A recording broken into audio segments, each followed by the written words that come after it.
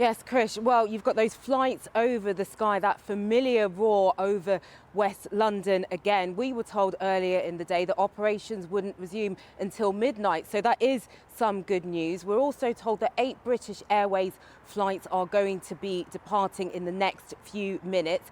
The chief executive, who's been under a lot of pressure today, did say that his focus was on getting people home, so repatriation, and also relocating those aircraft that are out of place.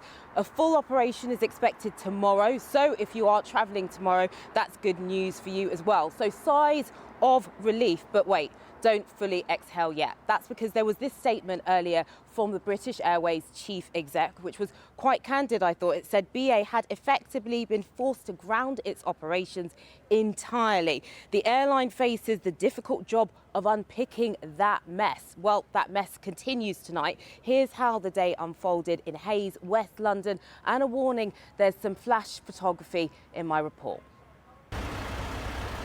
A huge fireball lights up the night sky. After 10 in the evening, emergency services were first called. They got there 5 minutes later. This footage shared with us was taken right across the road from the Subpower station in West London, where Manpreet Leal and her family watched on from their home. Tell me what happened last night. We were sleeping in the bed and then we heard an explosion. We heard it's like a car crash. It was that big. And then we woke up and we opened the window and see there's a fire in front of the power station.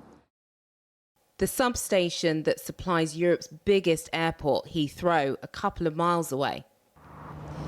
As day breaks, the tall flames and plumes of smoke subside, but the impact still remains. 120 aircraft were forced to divert mid-air this morning. Look at Heathrow's arrival page. A 6 a.m. flight from Nairobi, diverted.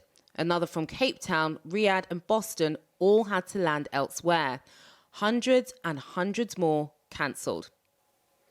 At least 1,350 flights were supposed to fly in and out of Heathrow today from destinations around the world. It was, slightly chaotic, as it always is. I think in those situations, everyone's got the same questions. What do I do? Do I take a hotel? When am I going to be told what time my flight's going to go? Should I book another flight? Where's my luggage? And, they just didn't really have any answers.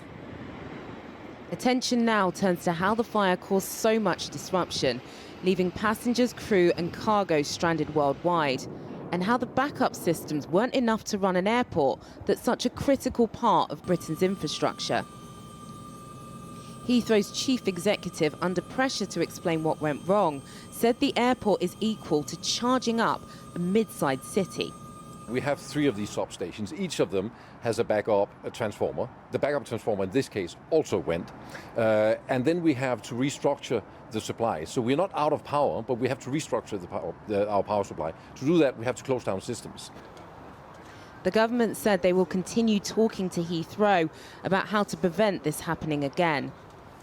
We will want to look at what are the lessons to be learned from this, why the fire happened, and also whether sufficient resilient systems are in place for an institution like Heathrow. The Metropolitan Counter-Terrorism Police are investigating as a precaution, along with the London Fire Service. As flights start again, questions still remain tonight over how a single fire managed to take down the UK's biggest airport. Well, let's talk to Lord Harris now, who chairs the National Preparedness Commission. Were you surprised? I'm shocked, actually, because I think the reality is that an institution, an organisation, something the scale of Heathrow Airport, has to plan for every eventuality. And what's more, they've got to plan for things going wrong. If this turns out just to have been an accident, it's an accident which could have happened at any time, and they should really have had in place practical arrangements to mean that we didn't see this sort of disruption today. I mean, if the National Preparedness Commission didn't know that this was possible, did anybody else? Well, I think my message is actually you have to assume that these things are possible. You have to assume that a cyber attack is going to get through. You have to assume there's going to be some catastrophic accident. What you need to do is prepare and to stress test against the sorts of crises that Heathrow has faced today. And the reality is that Heathrow clearly hadn't done the necessary preparation.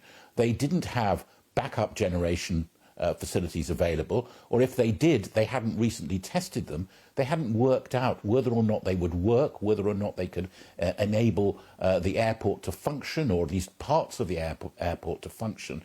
Now, that's a failure. It's a failure to plan, it's a failure to prepare, and it's a failure to be properly resilient. It's a very clear example of just how vulnerable our critical infrastructure is. And it makes you wonder what else could be switched off in such an easy way. Well, I think that's the other point is that this presents a signal to those who might want to do us harm as to how easy it is, how by targeting a single substation you can have these sorts of devastating effects. So, yes, of course, all our infrastructure is potentially vulnerable. As a nation, we've probably got to be spending much more on prevention, on preparedness, on resilience. If you like, it's basic homeland defence. Defending the nation against hostile action, but more probably simply against things going wrong. Can you actually, though, plan for every eventuality? I mean, I suppose a defender might say, well, this hasn't happened before, and spending millions or billions or whatever it might cost to prevent it, may not be worth it, given it's a once-in-decades occurrence. Well, we don't know that it's a once-in-decades occurrence, and we won't really know until all the lessons have been learnt and there's been a possible sort of review as to what exactly happened. However, it's not about preventing every conceivable occurrence. What it's about is preparing for things to happen, things to go wrong.